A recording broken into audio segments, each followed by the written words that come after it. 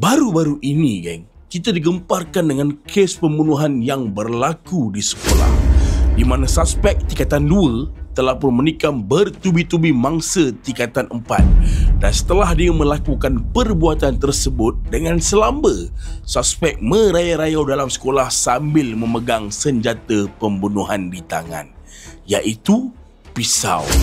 Hasil siasatan pihak polis telah pun menjumpai beberapa nota milik suspek yang seakan-akan menunjukkan yang suspek ini terpengaruh dengan game, di mana beberapa terms yang selalu kita jumpa dalam video game ada ditulis di dalam nota tersebut.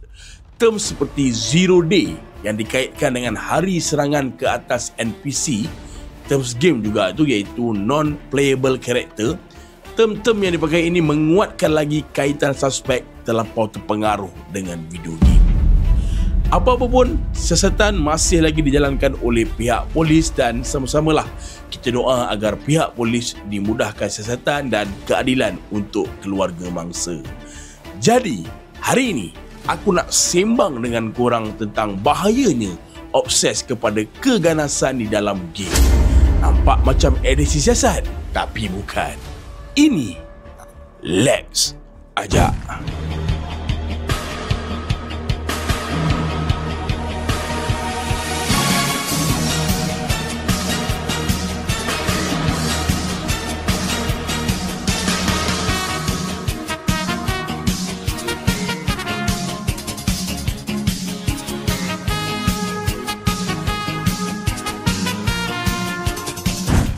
Assalamualaikum geng, bersama aku lagi Ajak, dan macam biasa siapa-siapa yang belum subscribe channel ini sila tekan button subscribe dan tekan loceng untuk mendapatkan notification video-video aku yang baru nanti.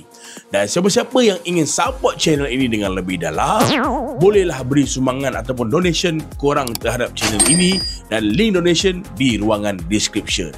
Bagi yang dah donate, semoga Allah murahkan rezeki korang. Jom kita mula cerita kita. Pertama sekali, kita kena faham satu benda, iaitu game ganas itu sendiri bukanlah punca orang jadi jahat. Game hanyalah hiburan, satu bentuk escapism untuk lepaskan tekanan. Tapi bila seseorang main game ganas bukan sekadar untuk berseronok, sebaliknya dia mula hidup dalam watak itu, dekat situlah masalah bermula. Contohnya, lepas main GTA, terus rasa diri gangster sejati. Lepas main Call of Duty, rasa macam askar profesional. Dan bila kalah dalam Mortal Kombat, rasa nak tumbuk orang betul-betul. Ada yang sampai baling controller sebab kalah satu round. Nampak macam lawak, tapi kalau dah jadi kebiasaan, itu tanda obses yang bahaya. Bila kita dah terlalu hidup dalam dunia keganasan tu, kadang-kadang kita lupa dunia sebenar tak sama dengan dunia game. Dalam game, kalau kita kalah, kita boleh respon. Tapi dalam dunia sebenar, setiap tindakan ada akibat yang sebenar. Dah tak ada dah butang restart. So, bila seseorang terlalu obses dengan keganasan dalam game, otak dia boleh mula anggap keganasan itu benda biasa. Dalam psikologi, kerana ini dipanggil desensitization. Maksudnya, kita dah tak rasa apa-apa bila tengok benda ganas. Bila nampak pergaduhan, penderaan ataupun adegan berdarah, kita dah tak terkejut dah. Malah mungkin rasa seronok. Ini bahaya sebab lama-kelamaan empati kita makin berkurang.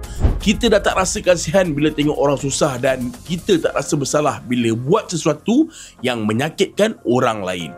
Keganasan itu jadi satu bentuk hiburan dan bila sampai tahap itu, ia bukan lagi sekadar game. Ia dah mula mempengaruhi hati dan juga fikiran.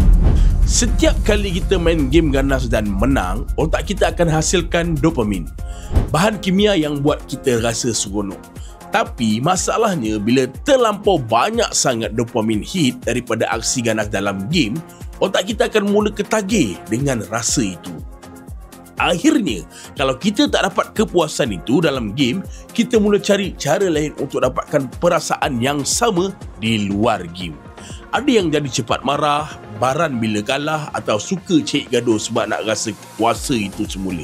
Dan bila orang sekeliling tegur, dia tak boleh terima. Dalam kepala dia, semua orang musuh. Sebab dalam dunia game, semua orang memang musuh.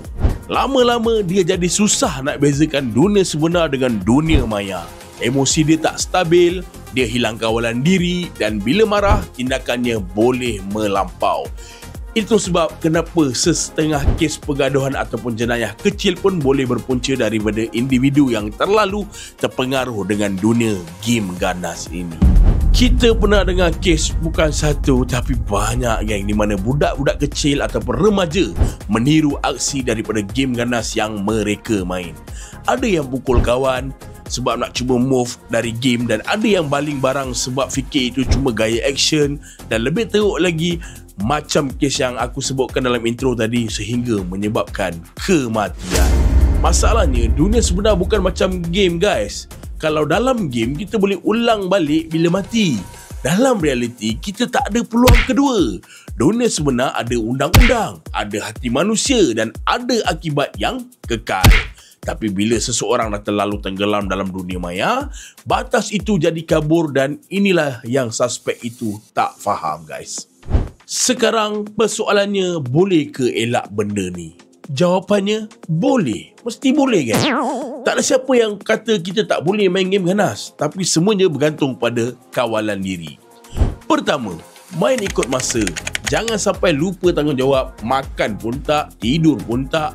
Kedua, tukar genre game sekali-sekala. Cubalah game strategi, racing ataupun simulation.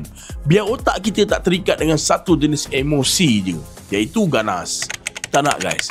Ketiga, bergaullah dengan dunia sebenar. Lepaklah dengan kawan, lepak mamak, sembang dengan keluarga, keluar tengok dunia luar dan jangan biar hidup kita cuma berputar dalam skrin je geng. Nak ke tak nak, lepak mama. Nak ke tak nak, lepak mama. Kalau tak nak selamat tinggal.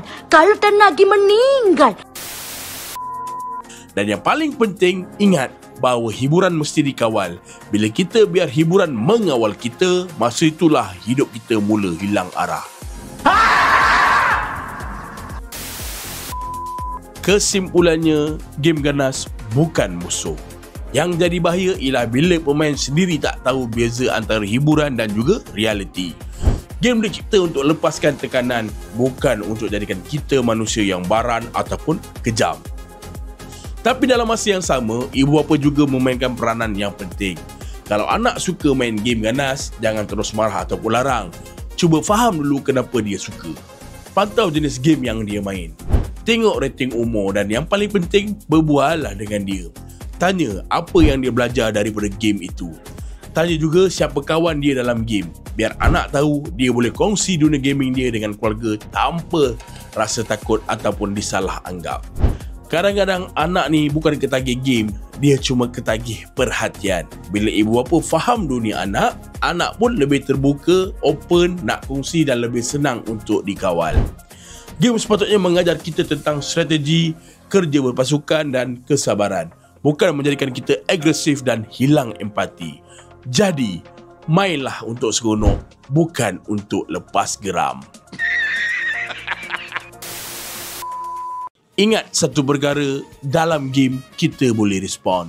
Tapi dalam hidup sebenar, peluang itu takkan datang dua kali. Kalau korang setuju dengan mesej ini, jangan lupa tekan like, share dan juga subscribe channel ni. Harap video ini bermanfaat untuk orang di luar sana dan harap kes yang berlaku ini dijadikan iktibar. Okey guys, itu saja perkongsian berisi sikit daripada aku kali ini. Macam biasa guys, keep smile, still humble, malu apa. See you in the next video. Let's ajar.